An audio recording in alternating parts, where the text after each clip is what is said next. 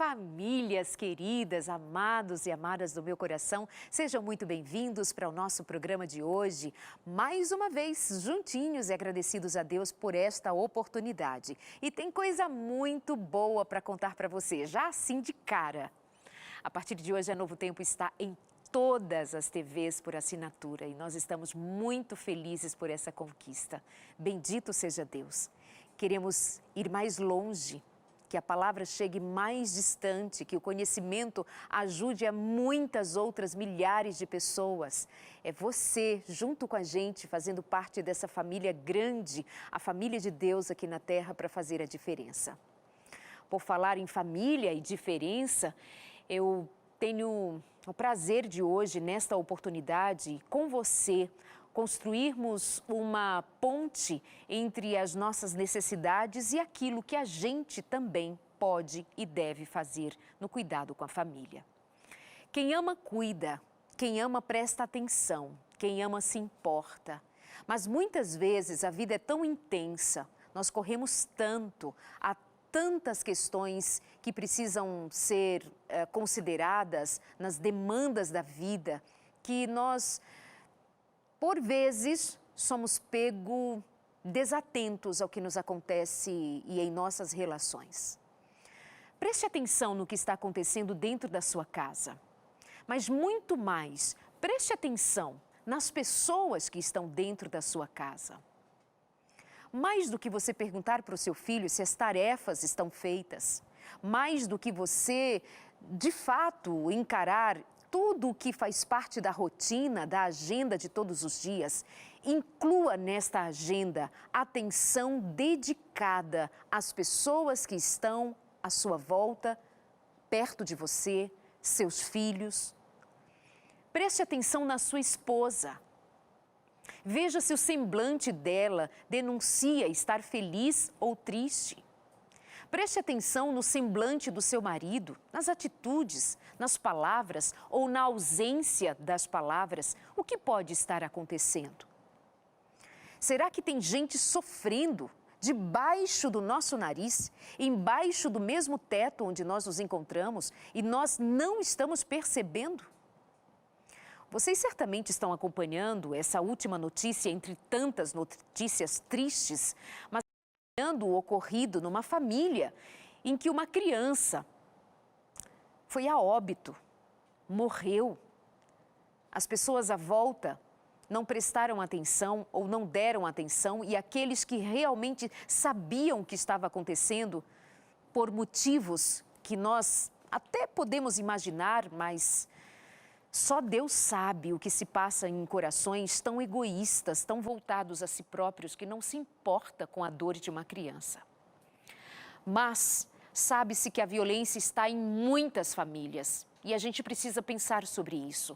A gente precisa pensar nas crianças que estão sendo abusadas, nas crianças que estão sendo feridas, nos adolescentes, nos idosos, nos vulneráveis, nas mulheres, nos homens. Todos nós precisamos atentar para a necessidade que temos de haver harmonia dentro de casa, porque afinal de contas, quem ama, cuida.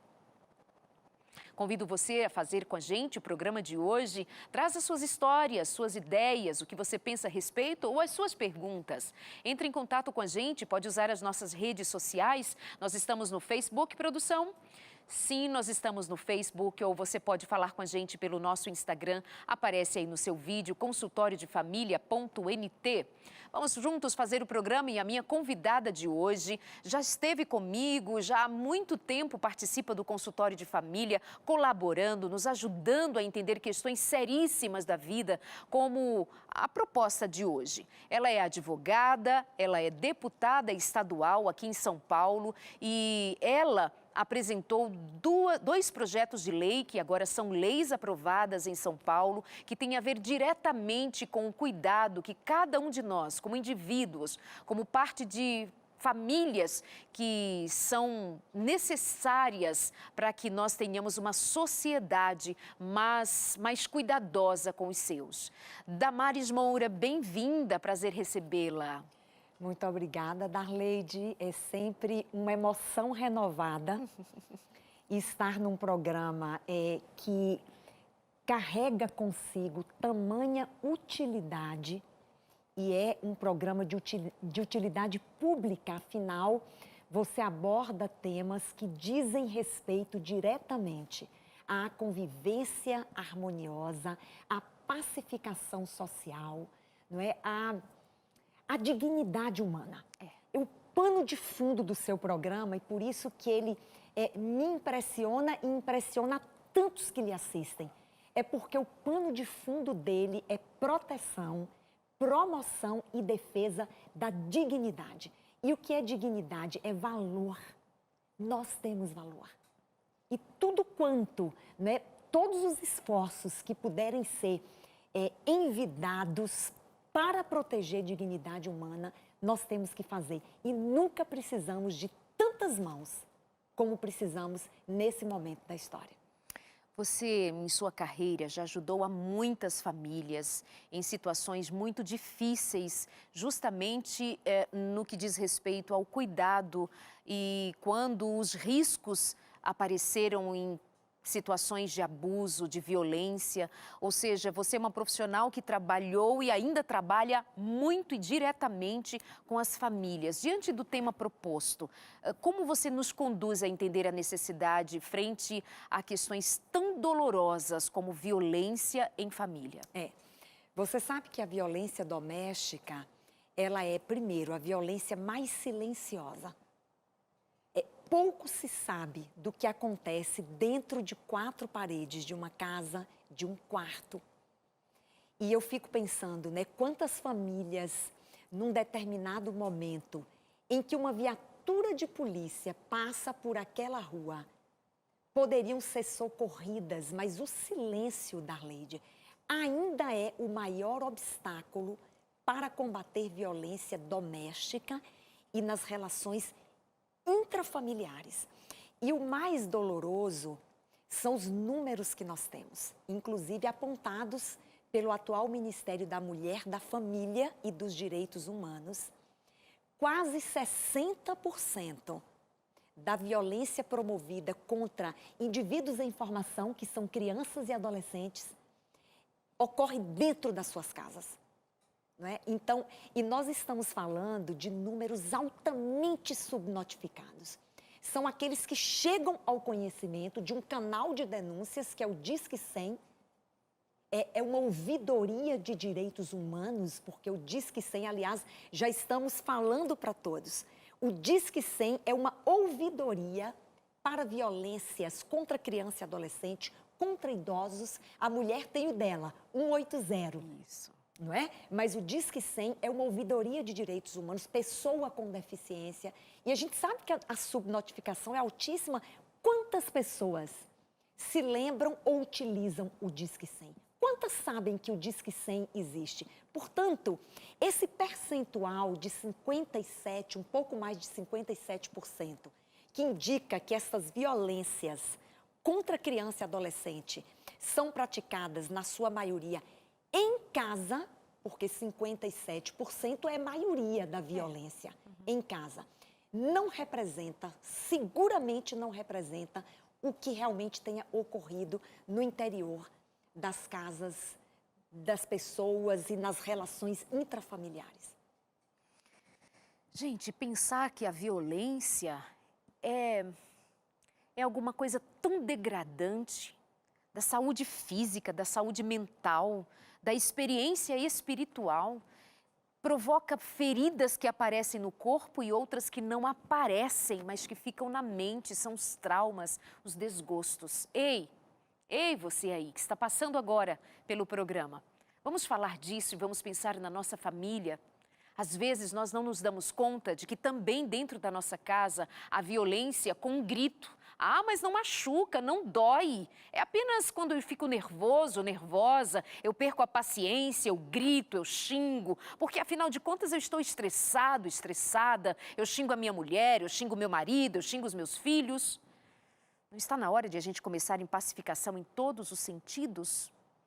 Damares, há essa questão sobre a qual todos estamos estarrecidos e falando a respeito dela, da morte do menino Henri, depois de espancamento e violência, segundo o que já se tem de perícia e confirmação, mas sabe-se que dentro do que você diz agora há pouco sobre subnotificação, há muita gravidade nesse tema, não é? E como é que a gente consegue trabalhar isso, sendo que muitas pessoas têm medo, têm vergonha, não conta, não é para os vizinhos saberem, não é para a família saber, não é para a igreja saber. Como é que a gente quebra estes ciclos? Eu vou trazer um dado para você que reforça a dificuldade de se romper com estes comportamentos, né, resistentes à denúncia, resistentes à acreditação, Darleide.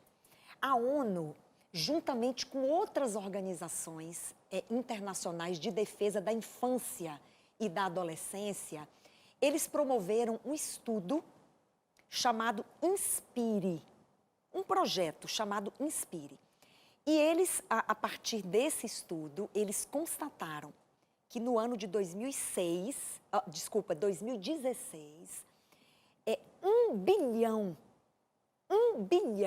de crianças e adolescentes, portanto, indivíduos entre 2 e 17 anos, porque foi essa faixa etária que abrangeu esse estudo Inspire, crianças e adolescentes entre 2 e 17 anos, 1 bilhão deles sofreram algum tipo de violência e de abuso sexual. E aí o próprio estudo apontou que 3 coisas acontecem. A primeira é as pessoas não acreditam no que eles contam. Dói o coração, eu falo até com emoção. O estudo identificou que aquelas crianças contaram, mas não foram ouvidas. E como as pessoas não ouviram e não acreditaram e não perceberam, nada foi feito. E aí o estudo chegou à seguinte conclusão: como nada foi feito, as consequências para aqueles indivíduos, além de serem duradouras, são consequências para eles próprios, para a comunidade em que eles estão inseridos e para as nações. Olha só o tamanho do problema, porque você tem indivíduos que podem ou não, isso não se pode afirmar, que eles vão reproduzir aquele comportamento na vida adulta. Mas uma grande parte desses indivíduos, eles vão reproduzir a violência. Eles podem se tornar abusadores sexuais. Podem, não disse que vão. Sim. Tá? Por quê? Não foram ouvidos. Portanto, nada se fez em favor deles. Não foram reconectados, não foram tratados. Você conhece bem isso, não é? Ficaram adoecidos emocionalmente, autoestima, relacionamentos, relação de trabalho, conjugal. É um comprometimento, Darleide, de difícil reparação ou de impossível reparação. Então, essa consequência é para o indivíduo que sofreu, é para a comunidade que ele está inserido, porque ele pode reproduzir esse comportamento, e é para as nações. E esse estudo fala, inclusive, em custos. Porque esse é um problema de saúde pública. Você já pensou que uma criança abusada sexualmente, ela tem que receber atendimento médico hospitalar, ela tem que receber atendimento psicológico, muitas vezes ela precisa de um amparo jurídico. Olha a multidisciplinaridade de um problema desse. Advogado, médico, psicólogo, assistente social. Quer dizer, isso também custa caro para o Estado. Não ouvir, não acolher, não tratar, não antecipar, prevenindo que esses males ocorram, não é? É a conclusão do estudo Inspire. Consequência para o indivíduo, para a comunidade e para as nações. E tudo porque não foram atendidas, não foram ouvidas. E especialmente, isso é algo que a gente precisa pontuar mais uma vez diante do que você diz. A necessidade de a gente acreditar numa criança quando ela sinaliza. Às vezes ela não verbaliza, às vezes ela sinaliza. Por isso eu comecei o programa falando a respeito de prestar atenção.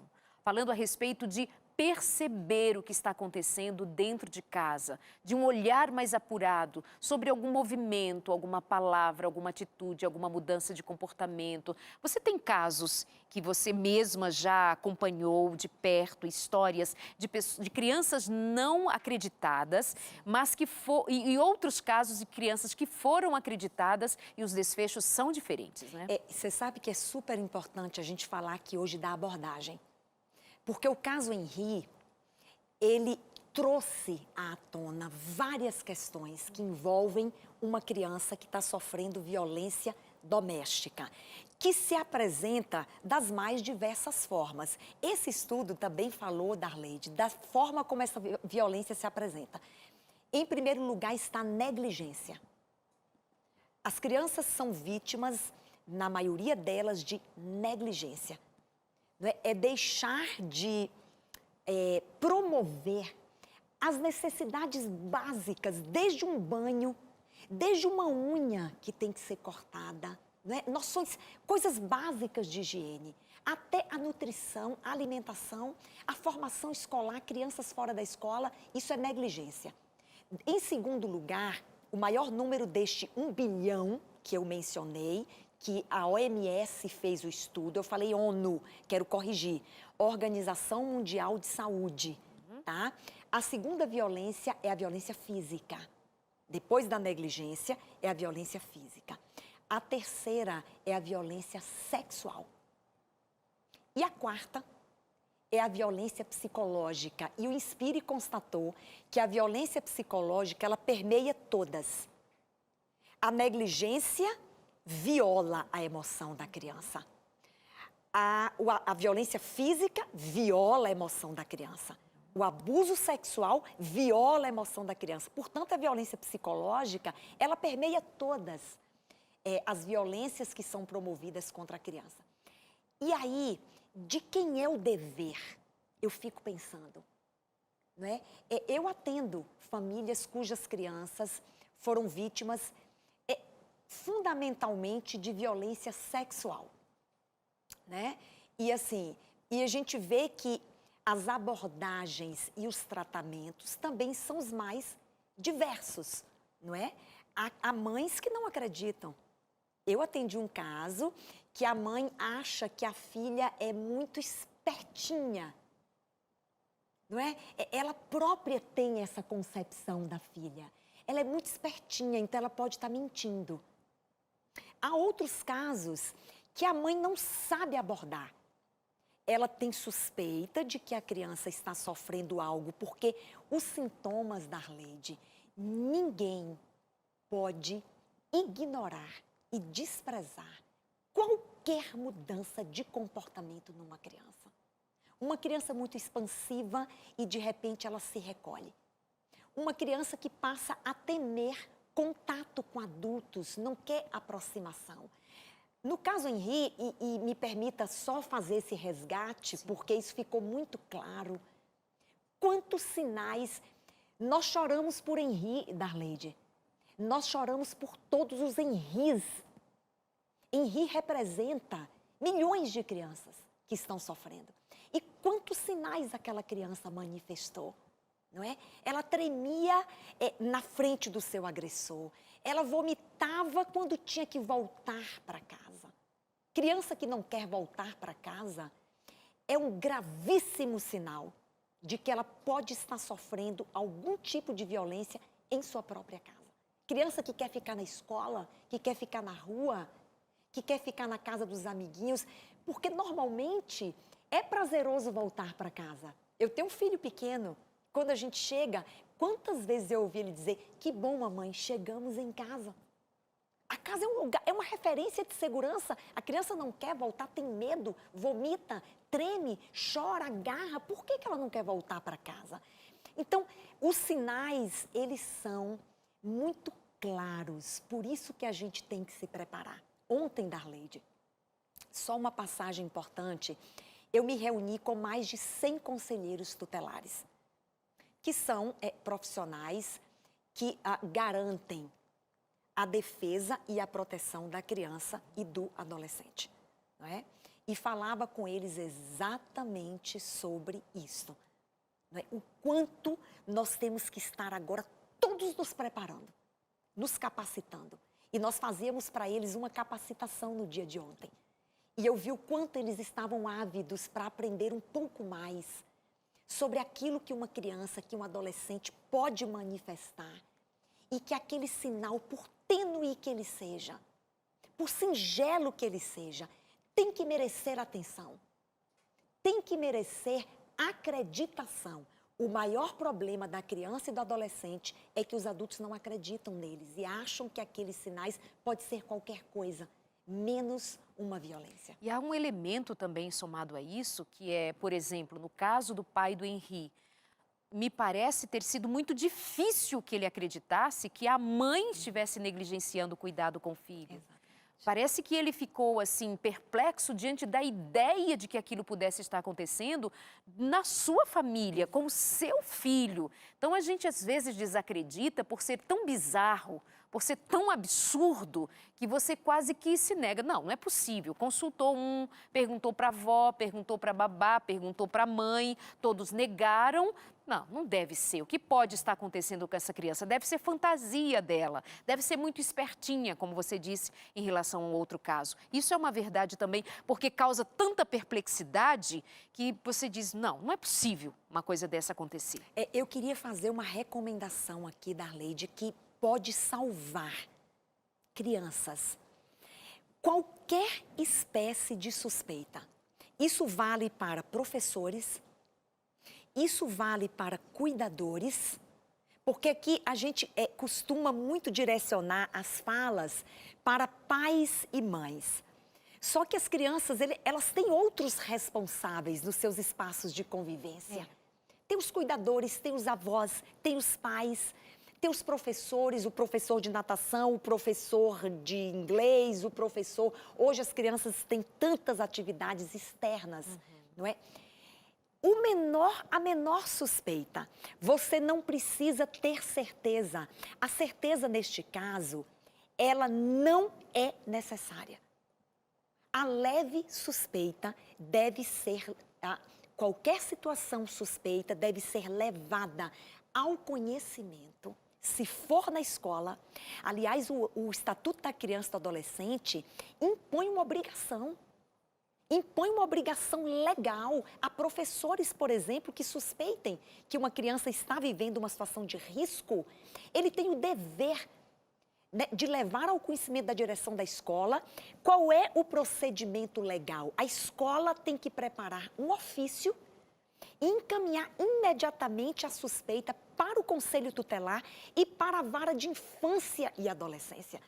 E estas autoridades deverão investigar de que forma, eu estou resumindo um processo que pode ser longo, com visitas domiciliares.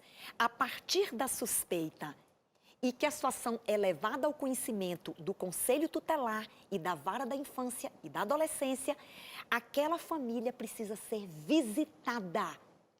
Isto é parte da investigação, não é? Para que nenhuma sombra de dúvida haja de que aquela criança está ou não está sujeita a algum tipo de risco. Então, não espere ter certeza. É a simples suspeita que obriga você, professor, cuidador, parente, amigo, vizinho, né, orientadores, né, adultos sobre os quais as crianças estão ali, ou é de sua responsabilidade, tem que levar ao conhecimento do seu superior hierárquico para que medidas de investigação sejam feitas imediatamente.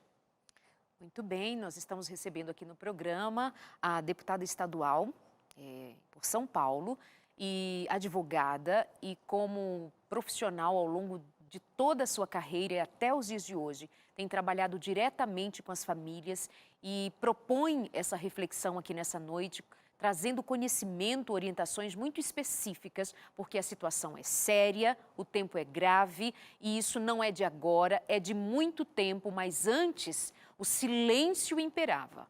Hoje há um chamado para que haja expressão dessa dor e que haja uma tomada de providência para que nós não sejamos tomados como negligentes, omissos e, portanto, fazendo parte o cometimento de um crime quando nós nos silenciamos ao deixar um vulnerável em situação de risco, inclusive chegando à morte, como é o caso de tanto que se vê e que se sabe que acontece. A Kaelen disse: na minha infância eu fui abusada e não pude falar com ninguém, porque tinha medo e até esse ano eu tinha nojo de mim.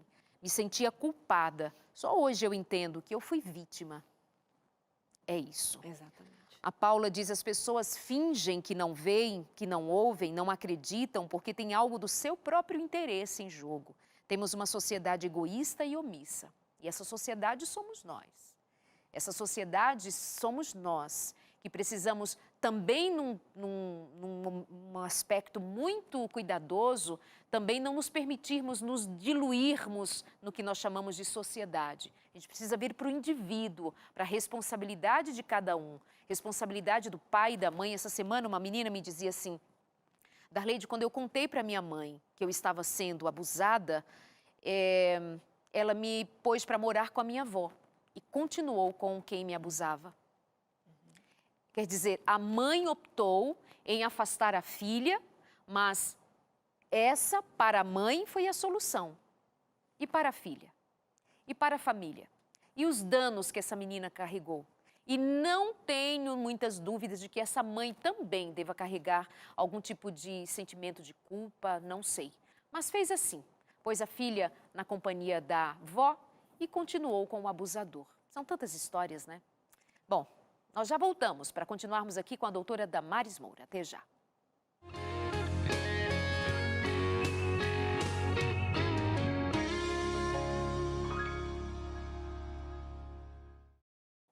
Quem ama cuida, quem ama se importa, quem ama presta atenção, quem ama tem interesse de olhar nos olhos, de perguntar como vai, o que eu posso fazer por você.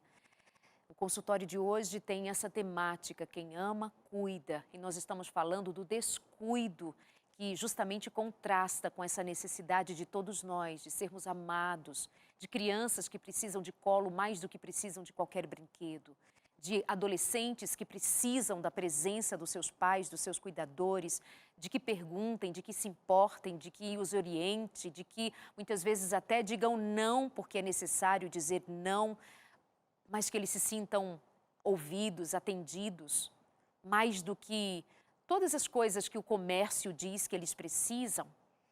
E nós todos, marido, mulher, homens, casados, solteiros, independente da faixa etária, independente de onde estamos e o que fazemos agora neste momento, é muito importante que nós resgatemos esse olhar cuidadoso um para o outro, especialmente se nós estamos nos dizendo sermos cristãos.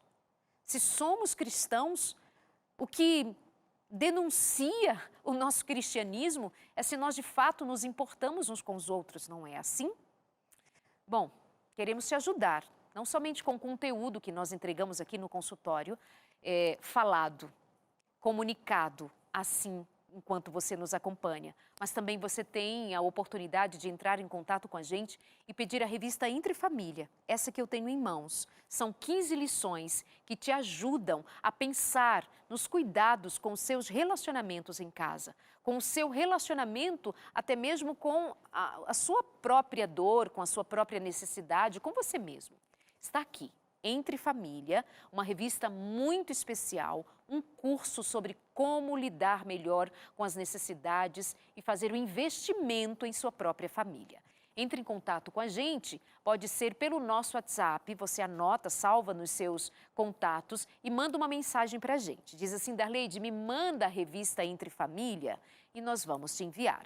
O DDD é o 12 número 982444449, 982444449. Quer que eu repita? Porque é muito importante que você anote. O DDD é o 12 982444449. Ou pode ligar para a gente, 0 operadora 12 21 27 31 21. Tá bem? Obrigada por você estar aqui com a gente no consultório de família de hoje. Hoje o tema: cuidar, amar, proteger, levando em consideração esse momento tão delicado em que, mais uma vez, mais uma notícia terrível nos faz pensar na condição de todas as famílias que precisam mais do que nunca estarem atentas, porque vou dizer uma coisa a vocês: o amor está esfriando, o ódio está se multiplicando, as pessoas estão se importando cada vez menos umas com as outras. Mas isso não precisa acontecer comigo, com você, na nossa família. Nós ainda estamos sendo chamados às nossas responsabilidades, ou à nossa maior responsabilidade, de nos mantermos conectados uns com os outros em amor. Porque Deus nos dá essa oportunidade, sendo Ele próprio o amor, que ainda pulsa, bate aqui no coração da gente, por estarmos ligados com o próprio Deus. Minha convidada de hoje, a advogada e deputada estadual por São Paulo e que tem promovido a dignidade humana nos seus projetos, nas suas atividades, em todo o seu trabalho. E temos, inclusive, 2 leis que foram aprovadas a partir de propostas suas. Fala um pouquinho a respeito. Então, Darleide, já está aprovada, sancionada pelo governo do estado e em vigor a Lei 17.337. Esse número, ele é quase sagrado para a causa a que ele se destina. Essa é uma legislação que nasceu no meu coração. Eu acho que nasceu no coração de Deus também. Creio. E é resultado de uma vivência e da identificação que eu fiz de que não nos basta termos conteúdos na escola esporádicos sobre violência doméstica e abuso sexual infantil. Não pode ser esporádico, tem que ser sistemático. Nós estamos vivendo um tempo em que nós temos que preparar nossas crianças, preparar nossos adolescentes para identificarem. Porque o quanto antes esse indivíduo em formação identificar que ele está sendo vítima de uma violência nas suas mais diversas formas de manifestação e que ele está sendo vítima de abuso sexual, o quanto antes ele vai ser atendido e acolhido. Então, nós propusemos uma lei que obriga o Estado de São Paulo a instituir um programa em todas as escolas públicas do Estado de São Paulo para capacitar professores que serão capacitados pela Secretaria da Educação e estes vão treinar alunos, desde o ensino fundamental ao ensino médio, a identificarem o que é uma violência doméstica, as formas de abuso sexual e serão estimulados a contar. Quais são as grandes... Eu fico arrepiada de falar porque é muita emoção. Quais são as grandes dificuldades? A criança não sabe que aquilo é um abuso sexual, ela foi tocada por alguém que não devia, ela foi tocada numa parte do seu corpo que não podia ter sido tocada, ela foi tocada por um período que não deveria se alongar tanto, mas ela não sabe. Ela não sabe, ela acha que é um carinho, que é um gesto, não é? E ela precisa saber. Nós só vamos salvar nossas crianças e nossos adolescentes. Agora, a lei fala claramente que é com linguagem adequada. Aí, é por isso que eu quero falar da abordagem. Como você aborda uma criança? Não é? Os professores da rede pública do Estado de São Paulo serão treinados a ministrar este conteúdo com linguagem adequada para cada faixa etária. Mas eles serão treinados. E os outros que estão em casa, que são cuidadores, mesmo os pais quando suspeitam de um abuso. Eu vou contar uma historinha de uma criança que eu atendi a mãe porque a criança tinha 3 aninhos de idade, não é? Os pais separados e ela, ao a criança retornar de uma visita ao pai de final de semana, ela foi fazer a higiene da criança, trocar a fralda. Criança de 3 anos usa fralda. E ela constatou, não é, na região íntima da criança, anal, não é, um assustador quadro, não é, de violência sexual. ela ficou desesperada e ela não sabia como extrair de uma criança de 3 anos aquela informação. Quem fez? Quem tocou? E o menininho, ele estava super resistente. E ela abordou de uma forma equivocada. Por isso que é tão importante nós nos capacitarmos, não é? A identificarmos e a abordarmos a criança. Como é que Não é? faz? E aí ela começou a induzir. Então vamos fazer um X em cima do induzimento. Quando você vai tentar extrair da criança a informação, se ela foi vítima de abuso sexual, não induza, não afirme. Você foi, pegaram aí, você está induzindo ela e as pequenininhas podem dizer pegaram, fizeram. Induzimento não é uma abordagem adequada para estes casos. E foi o que ela fez e o menininho dizia que não. Ela me ligou, era quase meia-noite, porque ela estava desesperada. E eu falei, nós vamos fazer diferente. Você vai fazer de uma forma natural, lúdica. Vai ser uma brincadeira. Vocês vão brincar na cama, você e ele. Né? Você vai fazer de conta que você também foi tocada no mesmo lugar que ele foi tocado. Vocês vão brincar. E ela fez isso. Ela foi brincando, tocava, e ele tocava, e ela foi brincando até... Eu tenho a gravação comigo. Eu tenho a gravação porque ela estava gravando. Até ele contou que tinha sido o papai. Sem induzimento. Ela fez de uma forma lúdica e natural, ele brincava, ele ria, não é? E ali ela extraiu a informação dele. Imediatamente eu a conduzi para uma delegacia de polícia para fazer o registro, tem que ser rápido em caso de crimes sexuais, não é? Para que os sinais não desapareçam, não é?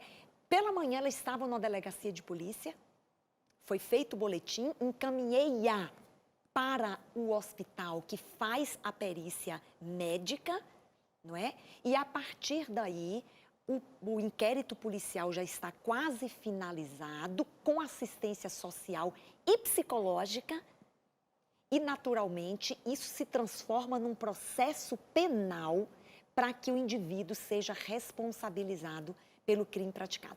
Eu contei isso porque a lei que nós aprovamos e que está em vigor, ela trata disto, de capacitar pessoas a fazerem a abordagem correta, não é?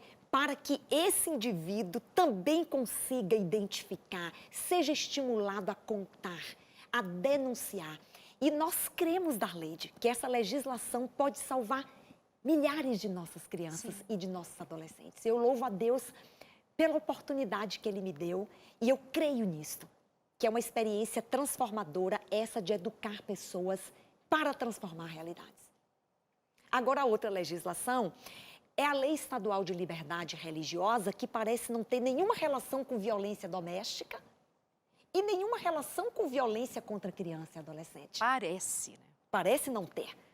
Mas também é experiência acumulada nesses quase 20 anos defendendo liberdade religiosa, que tem criança sofrendo violência em casa, sendo espancada, violência física ou de natureza psicológica por uma preferência religiosa. Porque ela frequenta um clube de desbravadores, porque ela frequenta uma escola confessional e ela passou a ter uma preferência religiosa que não é admitida pelos seus pais. Então, nesta Lei Estadual de Liberdade Religiosa, que também já está aprovada, no último dia 12 de março ela foi sancionada, está em vigor, nós criamos uma proteção na lei para crianças e adolescentes serem respeitadas na sua preferência religiosa. Aí alguém que está assistindo a gente, é bom deixar isso bem claro para não ter confusão. Alguém que está assistindo fala, então os pais não têm mais direito de transmitir aos seus filhos menores a sua crença religiosa? Também asseguramos isso na lei. Ah, que bom. Tá? Então, nós asseguramos que crianças e adolescentes não podem sofrer qualquer tipo de violência, a sua integridade física, emocional, não é? É porque tem uma preferência religiosa. Mas aos pais está garantido nesta lei o direito de transmitir aos seus filhos menores a sua crença religiosa. Mas nós acrescentamos num ambiente de respeito e num ambiente de compreensão. Tá? Então, crianças e adolescentes respeitados e pais também respeitados no seu direito de transmitir aos seus filhos a sua crença religiosa. Doutora Damares Moura, parabéns pelas iniciativas, pelo trabalho, pela proposta que uma após outra são propostas que têm se demonstrado extremamente úteis para o bem-estar das famílias e da sociedade.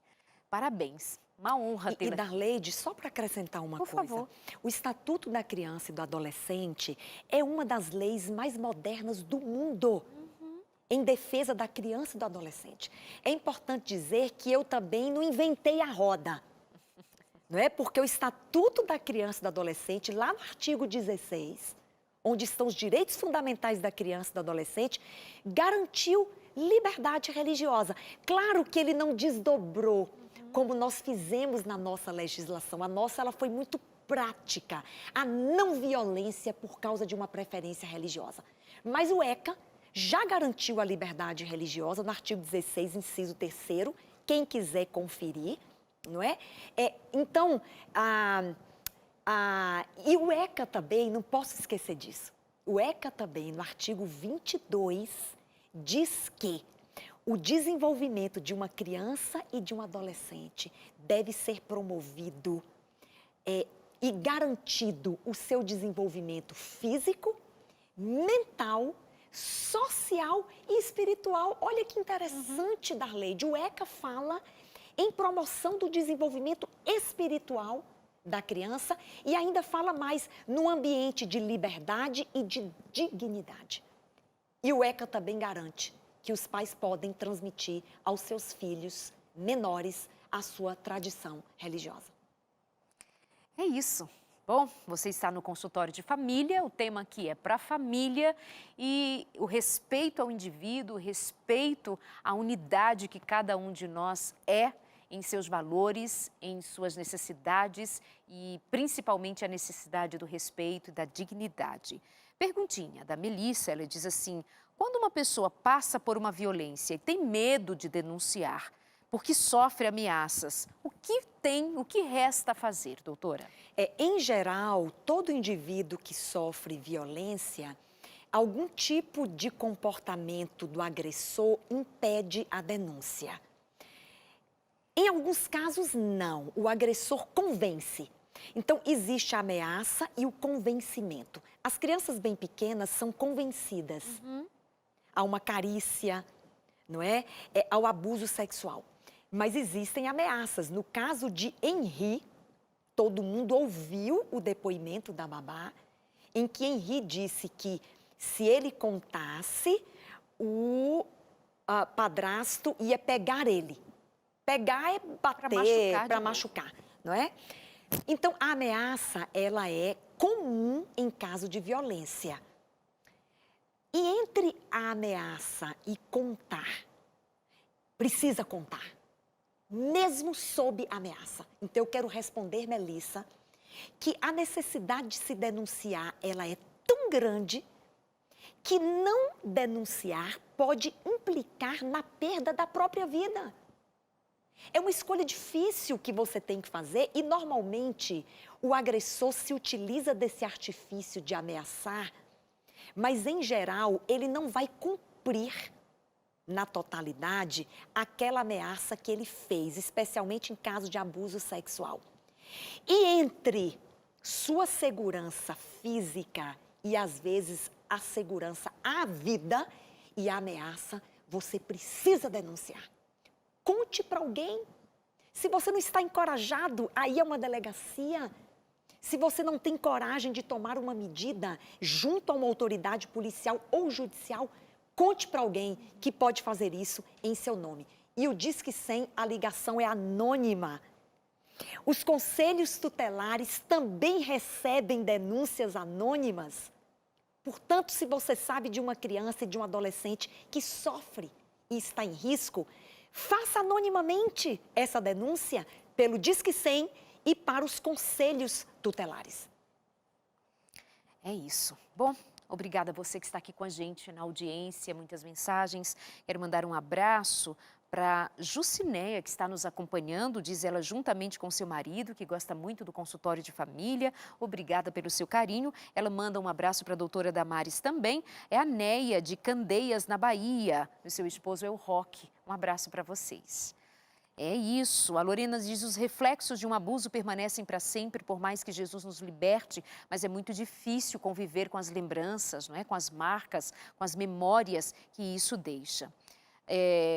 E é alguma coisa que a gente precisa, de fato, ter uma atenção muito cuidadosa, levando em consideração, inclusive, o que você dizia no primeiro bloco, a respeito da dimensão ou das dimensões, dos desdobramentos de uma violência que é escondida, de uma violência que não é percebida, que não é denunciada, que não é, de alguma forma, socorrida pelos cuidadores, pelos adultos, pelas famílias, pela igreja, pelo governo, por todos os envolvidos que precisam dar conta de atender o grito, o pedido de socorro de quem está necessitado naquele momento de socorro. Eu já atendi mulheres, hoje mesmo eu atendi a uma mulher em aconselhamento, quando ela dizia, Darleide, eu sofro violência doméstica, mas os meus pastores dizem que eu não tenho permissão para sair dessa relação. Como se nós estivéssemos debaixo de um cabresto religioso, onde nós estamos presos e presas, sem considerarmos que em nenhuma hipótese é de se admitir que um Deus de amor e de misericórdia veja com bons olhos que um de nós, mulheres, crianças, jovens, adolescentes, homens também que apanham, que sofrem em menor número, tem-se poucas notícias a respeito, mas sabe-se que a violência, independente do gênero, que a violência, a maldade, a crueldade, quem diria que uma mãe seria conivente com a violência e a morte de um filho? Quem diria que um pai colocaria um filho dentro de um tonel e o deixaria amarrado e sem comida? Quem diria que os pais seriam também, em muitas ocasiões, os que ferem, os que machucam, os que humilham, os que degradam? Quem diriam? Mas isso existe. Quem diria? Mas isso é real e está diante dos nossos olhos. Então, por favor, cuidado com os argumentos religiosos e cuidado com o medo também, cuidado com esse medo. Hoje também, uma mulher me dizia, Darleide, aconteceu o seguinte fato. Meu marido caiu numa esparrela de um engodo em que ele trocou fotos nudes com uma mulher na internet. Quando ele foi, então, avisado de que seria uma adolescente e que ele seria denunciado se ele não pagasse. Ele gastou muito, ele deu muito dinheiro para aquelas pessoas para que ele não fosse denunciado. Até que a sua mulher descobre e então ela chega à conclusão: ou você vai perder tudo o que você tem, ou você vai denunciar e escolher entre o que será menos pior. A vergonha, ou vai terminar entregando tudo, nossos bens, nossa casa, tudo, porque eles vão chantagear até o fim. Fizeram a denúncia, foi o melhor a se fazer e a quadrilha, graças a Deus, ou as pessoas envolvidas naquele golpe, sumiram, porque é o que você diz, frente à denúncia, muitas vezes é a solução para aquele fato, para aquele ocorrido. Damares, por favor. É sempre a solução. Romper o silêncio é sempre a melhor solução. Eu disse às vezes, mas é sempre. Sempre. E Darleide, a Associação Paulista de Pediatria, junto com a Associação Brasileira de Pediatria e o Conselho Federal de Medicina, fizeram um manual para orientar profissionais como professores e profissionais de saúde no atendimento a crianças e adolescentes vítimas de violência. E lá eles falaram em 3 tipos, porque nós falamos todo o tempo aqui de violência doméstica. E de fato a maioria acontece em casa, não é? Eles trazem 3 tipos de violência. A violência doméstica, a violência extrafamiliar, eles chamam de extrafamiliar, que acontece na escola, que é o bullying principalmente, e a violência a autoviolência, não é? Que é a mutilação e muitos indivíduos, adolescentes, muitos são levados ao suicídio. Então, existem 3 tipos de violência que demandam igualmente atenção. A violência que é praticada na relação intrafamiliar, extrafamiliar, que é na rua, no clube, na escola, o bullying, e a autoviolência. Os pais também precisam prestar atenção no indivíduo, na criança, no adolescente, que está se automutilando, que se corta, que se fere, que se machuca, e alguns tiram a sua própria vida. Então, acho que a palavra de ordem hoje é atenção, cuidado, ouvir, né? Prestar atenção a todos os sinais, tudo pode ser suspeito e precisa receber um tratamento. Eu nunca posso achar, não, mas eu acho que não é isso. O caso de Henri foi meio isso, as pessoas não acreditaram que Henri estava sofrendo, segundo a polícia, continuamente violência e tortura. Então, vamos acreditar, vamos denunciar. E aí você falou, como é que a gente reconecta essas pessoas, Darleide? Não é? Esse efeito de impossível, às vezes de impossível reparação, vítimas de violência. Não é? Então, eu queria só falar do CRAS, do CREAS, do CAPS. São redes de referência públicas, que são centros de referência psicossociais, que atendem, inclusive gratuitamente, crianças, adolescentes, jovens. As mulheres têm os centros de referência da mulher, são redes públicas. Se você consultar CAPS, CREAS, CRAS, você vai encontrar em quase todas as cidades do Brasil, você vai encontrar estes instrumentos públicos, porque essas vítimas precisam ser tratadas, precisam de atendimento psicológico. Minimamente precisa haver uma reparação desse dano para que elas se reconectem com a vida. Né? Então, a abordagem é importante, quando já foi vítima, o tratamento é importante. Você fala muito da hiperconvivência, eu aprendo com você, Darleide. E esse é um momento de hiperconvivência por causa da pandemia. Existe uma ONG que se chama World Vision, Visão Mundial. E eles noticiaram, no início da pandemia, um aumento de 32% de violência contra criança e adolescente dentro de casa na pandemia. Então, é hora de prestarmos atenção como nunca prestamos nas nossas crianças, nos nossos adolescentes. Precisamos salvar nossa infância, Darleide. É isso. Obrigada, doutora. Prazer recebê-la aqui, apesar de o tema ser um tema doloroso, mas necessário que nós falemos sobre ele e o seu trabalho, suas iniciativas, as suas atividades parlamentares. Que Deus te abençoe, continue te abençoando. Amém. E te fazendo um instrumento trabalhando em prol de quem realmente precisa. Obrigada. Amém. Muito obrigada, eu que agradeço a oportunidade. Você pode acompanhar a doutora Damares Moura também nas suas redes sociais e é sempre muito bem-vinda toda iniciativa que nos ajude a pensar e a tomar decisões importantes sobre a nossa família, sobre a nossa condição. Queridos, nós vamos finalizando aqui o programa, mas que não se esgote a necessidade que nós temos de aprendermos mais, de buscarmos os instrumentos que favorecem a que nós estejamos em melhores condições em família, como indivíduo, cuidado com a saúde mental, cuidado com a nossa saúde em todos os sentidos, com a nossa rede de apoio, os familiares, pais, mães, professores, unidos para cuidarmos melhor da nossa casa, dos nossos filhos, das crianças, dos mais indefesos. E, sobretudo, nos resta pedir a Deus misericórdia, que Jesus Cristo volte o quanto antes, porque o mundo, esse mundo que jaz no maligno, esse mundo que está em situação decadente, deplorável, miserável, e nós precisamos clamar e pedir que a misericórdia de Deus nos socorra, nos ajude, para que não haja mais nenhuma notícia de nenhum Henri que foi ferido, que foi morto dentro da sua própria casa, no seio da sua família. Ou tantos outros que são mortos na rua, que são mortos nos recantos desse mundo, as guerras, a fome, a peste, a enfermidade, a maldição que tem se alastrado na terra, que Que Deus nos livre, que Deus nos proteja e que Deus nos salve definitivamente e que se cumpra o que Ele prometeu. Eis que farei novos céus e nova terra. A morte já não existirá. A maldade e a crueldade se desfará para sempre. Jesus Cristo cumprirá a sua promessa. Ele é digno da nossa confiança.